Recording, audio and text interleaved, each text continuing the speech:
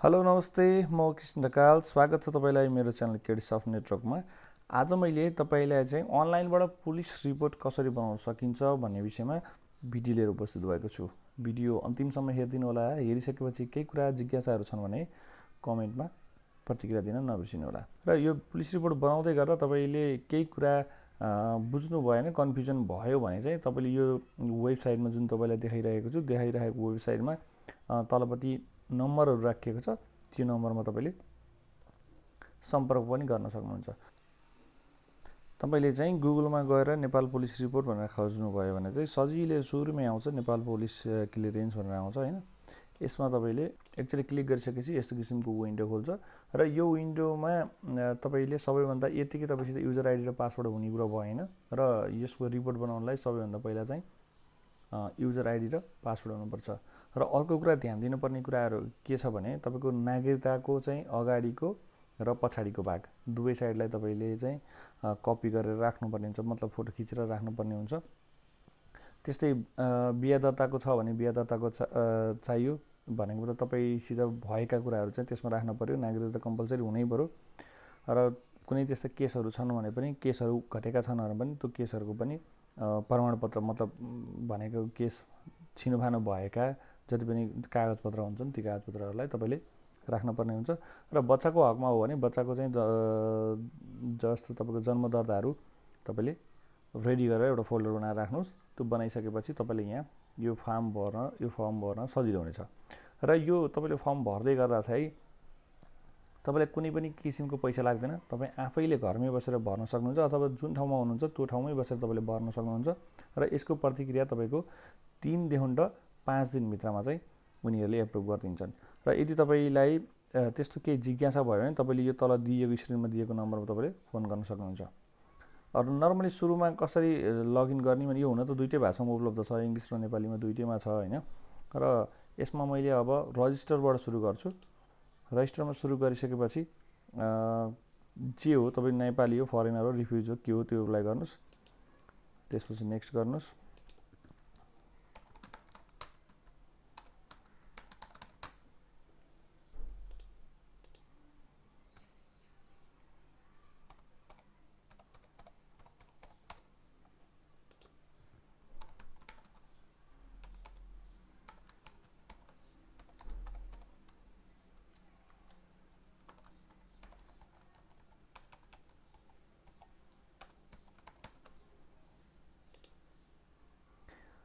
तपाईँको phone number मैले यो ऱ्यान्डमली नम्बर हाने, तपाईँ आफ्नो फोन नम्बर राख्नु होला होइन।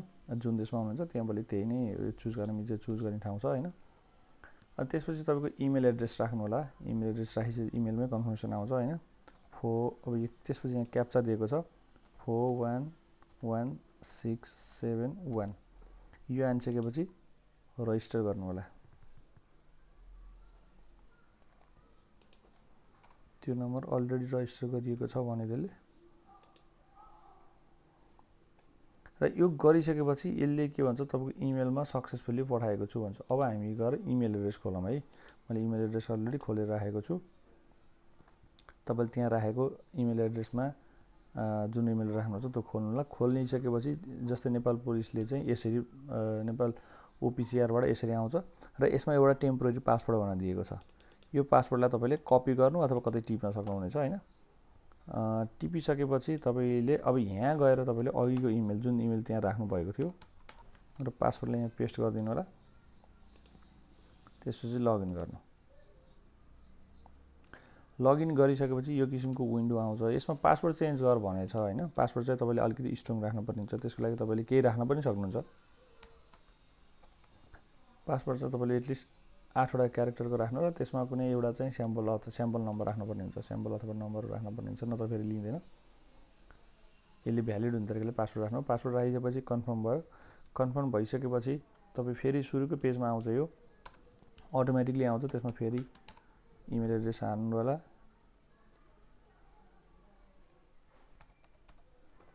अघि हानेको युजर र पासवर्ड हानिसकेपछि अब बल्ल तपाईँको यहाँ लगइन हुन्छ।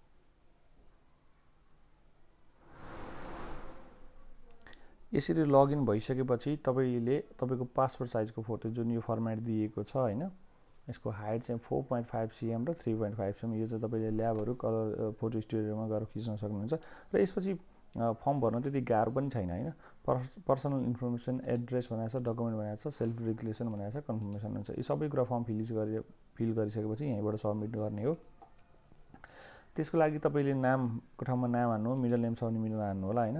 स्पाउस भनेको तपाईँको विवाहित छ भने चाहिँ तपाईँको त्यो पनि भर्नु पऱ्यो। त्यसको लागि एउटा एडिसनल रोल थपिन्छ। यदि छैन, अब सिङ्गल हुनुहुन्छ भने तपाईँले जो चाहिँ भर्नु परेन भनेको यो त ख्याल गर्नु होला होइन। यो भयो भने स्पाउसको को छ उसको नाम लेख्नु होला, यदि छैन भने परेन होइन। र त्यसपछि तपाईँले यहाँ तपाईँको फादरको नाम लेख्नु होला होइन। यो तपाईँलाई डेमो मात्रै देखाएको छु, त्यसले गर्दा तपाईँले यसैलाई सबै जेन्युन आधिकारिक नबुझिदिनु होला होइन। यो तपाईँले गर्ने तरिका प्रोसेस मात्रै सिकाएको छु होइन। यो इङ्ग्लिसमा डेट अफ अब तपाईँले कन्भर्ट गर्न जानु भने मोबाइलमा हाम्रो मार्फत तपाईँले चाहिँ गर्न सक्नुहुन्छ होइन। र यो फोटो हो है, तपाईँले जुन अघि मैले फोटो जुन भनेको थिएँ 3.5 र 4.5 हाइटकोमा भएको फोटो, यसमा मैले तपाईँलाई कुनै पनि फोटो हाल्दिनँ होइन। यो जस्ट स्याम्पलिङको लागि मात्रै हो। त्यही भएर मैले डेमो मात्रै डमी मात्रै युज गरेको छु। सिलेक्ट योर एप्लिकेसन पर्पज भनेको छ होइन। अब सिटिजनसिप एन्ड पासपोर्ट तपाईँसित अप्सन कुन छ होइन। पासपोर्ट नागरिकता मात्रै छ अथवा पासपोर्ट पनि छ। तपाईँसित दुवै छ भने दुवै हाल्नु होला, दुवै छैन भने सिटिजनसिप जे छ त्यो मात्रै हाल्नु होला। एउटा त हुनै पऱ्यो होइन। दुइटै छ भने दुइटै राम्रो, नभए त्यहाँ अहिले हान्ने ठाउँ हुन्छ, मतलब पासपोर्टको नम्बर पनि हान्ने ठाउँ छ। सकेसम्म दुइटै भएको राम्रो, नभए पनि ठिक छ, एउटाले मात्रै फेरि नहुने भन्ने चाहिँ होइन होइन। जुन छ त्यही राख्नु होला। र यो मैले दुइटैमा राख्दै गर्दा नेक्स्ट गरेँ। नेक्स्ट गरिसकेपछि सिटिजनसिप निकालेको अब ओल्ड पुरानै भनेको मतलब कसरी बुझ्नु भने यो चाहिँ पहिलाको साबिकको छ अथवा अपडेटेड छ। अपडेटेड राखेको राम्रो भन्छु म चाहिँ होइन। राख्दा पुरानो राख्दा नि केही फरक पर्दैन, किन पहिला हाम्रो गाउँपालिका थिएन नि त। करेन्ट एड्रेस माथि जे भरिएछ त्यही नै हो भने ठिकै छ होइन। छ यसलाई टिक गरिदिनु, सेम त्यही नै आउँछ।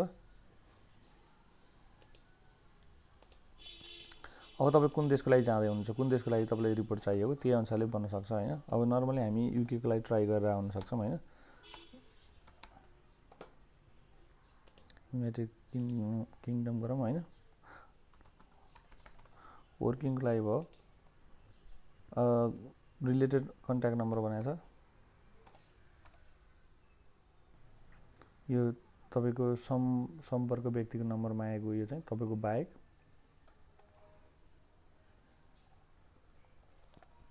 त्यसपछि तपाईँले नेक्स्ट गर्नु होला होइन। नेक्स्ट गरिसकेपछि तपाईँले सर्टिफिकेट डिटेल्स भनेको छ, सिटिजनसिप भइहाल्यो। सिटिजनसिप नम्बर कति छ त्यो नम्बर तपाईँले राख्नु सक्नुहुन्छ यसमा होइन।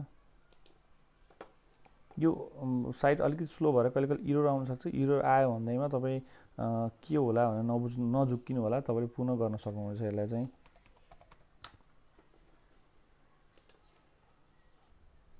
यो त तपाईँको सिटिजनसिप इस्यु डेट भनेको चाहिँ तपाईँको नागरिकता जारी भएको मिति भने हो। त्यो नागरिकताको पछाडिपट्टि हेर्नु होला, पछाडिपट्टिमा चाहिँ तपाईँले जारी गरेको मिति लेखिएको छ होइन।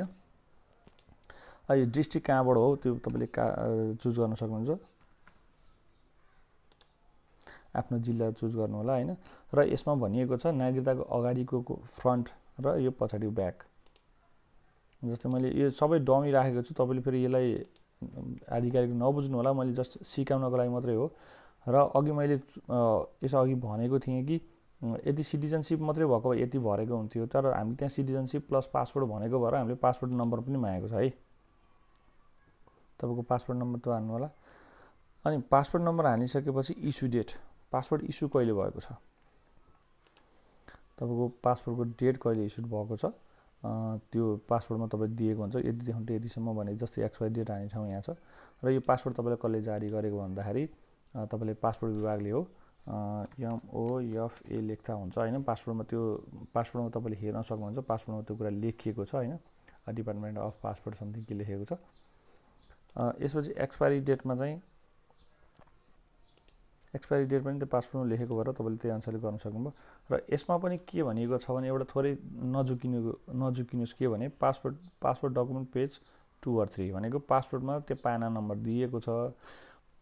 अलि पछिल्लो पासपोर्टहरू चाहिँ तपाईँको कति पेजको पासपोर्ट छ, यो भनेको अगाडिको 2 र 3 पेज भनेको जुन अगाडिको हाम्रो फ्रन्ट हुन्छ नि त्यो पेज हो हैन। मैले तपाईलाई यहाँ सबै डिटेल्समा देखाउन सकिनँ यहाँ, किनभने गोपनीयताको कारणले गर्दाखेरि यसलाई डेमो नै युज गरेँ। र यो पछाडि भनेको जुन पासवर्डको पछाडिको पेज हुन्छ नि, पछाडिको दुईटा पेज, यो भनेको अगाडिका दुईटा पेज भए जुन तपाईँको फोटो सहितको हुने भयो हैन, त्यसमा अर्को सपोर्टिङ पेज हुन्छ। र यो भनेको लास्टको पछाडिको पेज हो।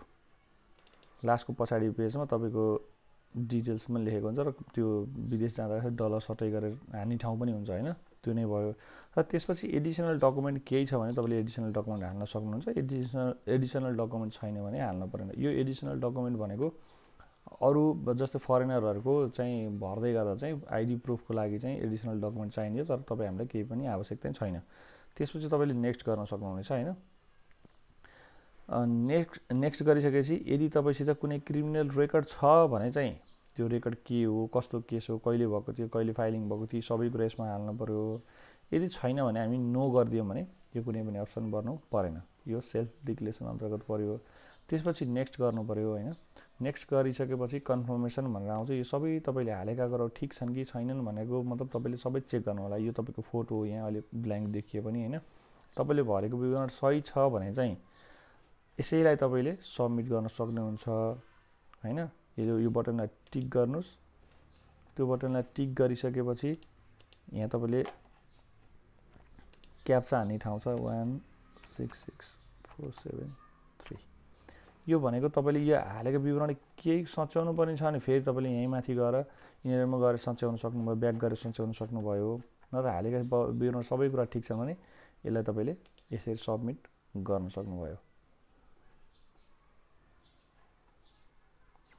सबमिट हुँदैछ र यसरी सबमिट भइसकेपछि तपाईँको भ्यू एप्लिकेसन स्ट्याटस भनेर यसरी इन प्रोसेस भनेर देखाउँछ हैन। र यो तपाईँको तपाईँले हानेको विवरण सबै कुरा जेन्युन छ भने चाहिँ तपाईँको यसको प्रोसेस भनेको 3 to 5 डेज भनेको छ। 3 देखि 5 दिनभित्रमा तपाईँको एप्रुभ आउँछ र यसको लागि कुनै पनि किसिमको तपाईँले शुल्क तिर्नु पर्दैन। यदि तपाईँले यो भिडियो हेर्दै गर्दा केही कुरा कन्फ्युजन छ भने चाहिँ तपाईँले यो नेपाल पुलिसकै नम्बरमा, तपाईँले यो तल दिएको नम्बरमा तपाईँले सम्पर्क गर्नु होला। र यो एप्रुभ भइसकेपछि यो प्रोसेस सक्सेस भइसकेपछि तपाईँको यहीँ नै जुन सर्टिफिकेट छ यहीँ नै तपाईँले आउँछ र त्यसलाई तपाईँले डाउनलोड पनि गर्न सक्नुहुनेछ र त्यो नै तपाईँले भ्यालिड तरिकाले युज गर्न सक्नुहुनेछ। भिडियो अन्तिमसम्म हेरिदिनु भएकोमा धेरै धेरै धन्यवाद। कस्तो लाग्यो सुझाव र प्रतिक्रिया दिन नबिर्सिनु होला। मन परेको छ भने सेयर पनि गरिदिनु होला, लाइक सब्स्क्राइब गर्न नबिर्सिनु होला। धन्यवाद।